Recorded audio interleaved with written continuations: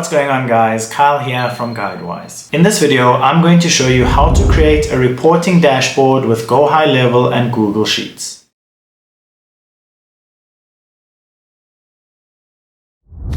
First, export your data from GoHighLevel. This could be leads, appointments, or sales. Once you have exported it from GoHighLevel, then import it to Google Sheets. So for example, I have months, leads, appointments, and sales. First, we want to highlight month and appointments, then select insert and then chart. Then we want to select month and sales, and then insert chart again. Then you want to select month and leads and then insert chart. So now we have 3 charts. We then want to create a new sheet by clicking the plus sign in the left corner and then labeling it dashboard. Then we want to take our new boards, copy them, and then paste them into our dashboard sheet. You can then rearrange it how you like. Now I have lead growth, appointment, and sales all on one dashboard. Now as you update your data, your charts will update automatically.